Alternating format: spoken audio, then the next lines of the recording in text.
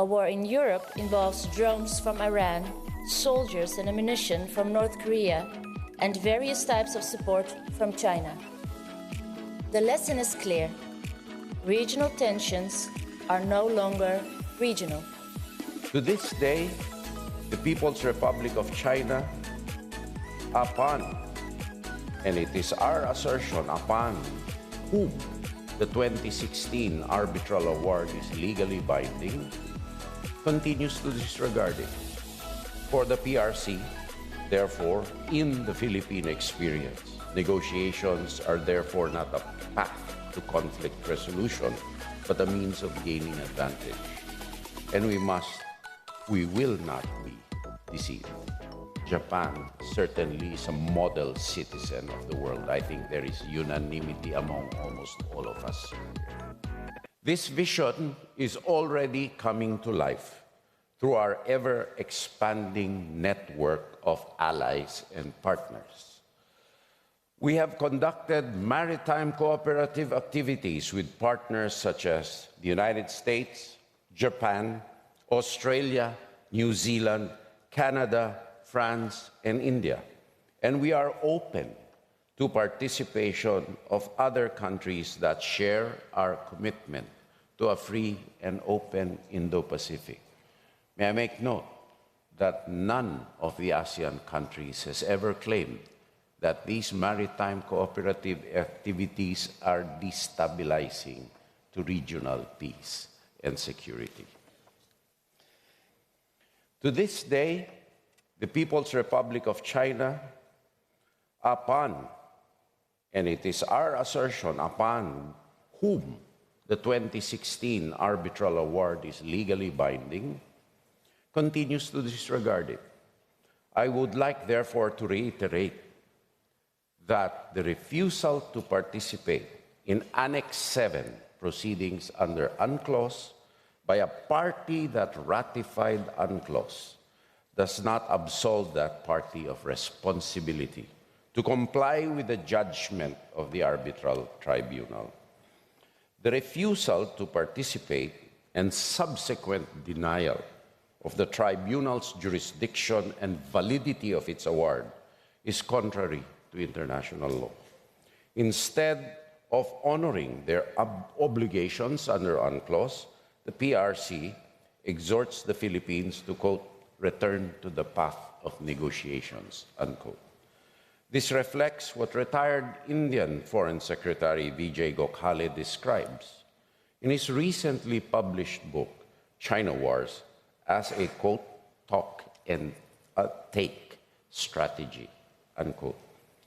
In the context of the South China Sea, the author wrote, and I quote, the diplomacy gives the impression of restraint and a commitment to a peaceful negotiation, even as the ground realities are fundamentally altered, unquote. This is consistent with a pattern of behavior that we have seen exercised against the Philippines. To name but one example, former U.S. Representative Mike Gallagher and Aaron McLean wrote in Foreign Affairs that during the Korean War, communist forces who were losing on the battlefield shifted to negotiations where they could still achieve what they could not win by force. For the PRC, therefore, in the Philippine experience, negotiations are therefore not a path to conflict resolution, but a means of gaining advantage. And we will not be deceived. For our part, the Philippines has consistently adhered to UNCLOS and its dispute settlement mechanisms. Any diminution of UNCLOS cannot be accepted under the Philippine Constitution. It is the basis of our territory and maritime rights, which we are mandated to defend, not only for us, but for subsequent generations of Filipinos. Beyond challenges in the maritime domain, sadly, we have monitored foreign activities that are inimical to our national interests. recent espionage convictions in Britain, and an elected United States official pleading guilty, acting as an illegal agent, are not isolated incidents. They are indicative of a pattern of interference that demands our consistent vigilance. Our recent raid of a Chinese national-owned Philippine Sanja Steel Corporation is just as revealing. Factory produced and sold substandard steel at artificially low prices, distorting market competition and eroding our industrial resilience. It likewise discharged contaminated materials and wastewater into a nearby river, posing serious risks to the environment and the health of surrounding communities. It's also being investigated for former linkages to online gambling and criminal networks. This case illustrates the need for like-minded countries to build mutually beneficial and reliable supply chains.